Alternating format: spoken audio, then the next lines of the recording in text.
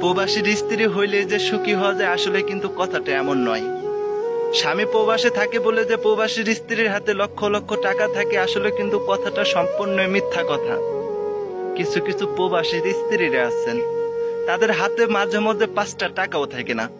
রাস্তাতে যখন আইসক্রিম আচার যায় সে 5টা 10টা টাকার আচার খাওয়ার সে সামর্থ্য তার হাতে থাকে না। কারণ প্রবাসীর স্ত্রীরা তো বেপরোয়া ভাবে চলাফেরা করে, তারা তো পরকীয়া করে। হয়তো তার টাকা পয়সা সে স্বামী টাকা পয়সা নষ্ট করে ফেলতে পারে, এই জন্য অবিশ্বাসে প্রবাসীর স্ত্রীর হাতে টাকা পয়সা দিতে পারে না। আসলে এটা বলতে গেল লজ্জা করে, হয়তো কথাগুলো বলাটা অন্যায় হবে। কিছু কিছু প্রবাসীর স্ত্রীরা 5 কেজি চালও কিন্তু কিনে খেয়ে থাকে। কিছু কিছু প্রবাসীর স্ত্রীরা 5 কেজি চালও কিনার সামর্থ্য থাকে না, 1 কেজি 2 কেজি করে চালও কিন্তু কিনে থাকে। প্রবাসী ভাই মাস শেষে যে টাকাটা খরচ দিয়ে থাকে প্রবাসীর স্ত্রীরা কিন্তু নিজের মতো খরচ করতে পারে না।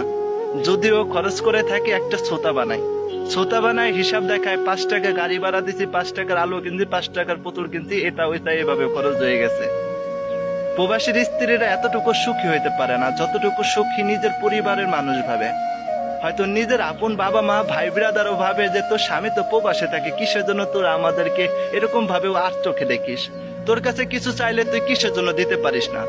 কিন্তু প্রবাসীর স্ত্রীরা হয়তো নীরবে কান্নাই করতে পারে যে তোমরা হয়তো জানো আমার স্বামী টাকাওয়ালা, কিন্তু আমি তো টাকাওয়ালা না।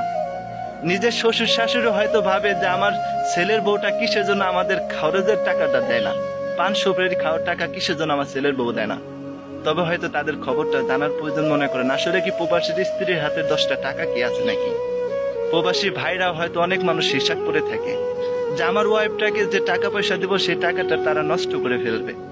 আসলে প্রবাসীর স্ত্রীদের হাতে সম্পূর্ণ টাকাটা দেওয়া আমি বলতেছি না, কিন্তু তাদের যে খরচটা আছে সেটা পরিপূর্ণভাবে প্রত্যেকটা প্রবাসী ভাই দেন। আপনি টাকা পয়সা কাদের জন্য কামাই করতেছেন? আপনার ছেলে মেয়ের জন্য, আপনার ওয়াইফের জন্য। একটা সময় আপনার ছেলে মেয়ে সবই হারাই ফেলবেন, আপনার টাকাই রয়ে যাবে। তখন টাকার ভিতরে আপনি সুখ শান্তি খুঁজে পাবেন না। ভাবতেছেন টাকা পয়সার ভিতরে প্রকৃত সুখ শান্তি, আমার ওয়াইফকে কষ্ট দেবো, আমার সন্তানকে না খাওয়াই রাখবো, আমি টাকা লক্ষ লক্ষ কামাই করব, ভবিষ্যতে ভালো থাকবো। হয়তো ভবিষ্যতে আপনার কাছে টাকা থাকবে কিন্তু ওইরকম ভালোবাসা সন্তানের কাছ থেকেও পাবেন না, ওয়াইফের কাছ থেকেও পাবেন না।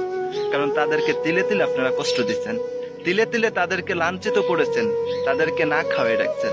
আসলে প্রত্যেকটা মানুষের হিদায়াত হোক, সঠিক বুঝতে দান হোক, এটাই প্রার্থনা করি।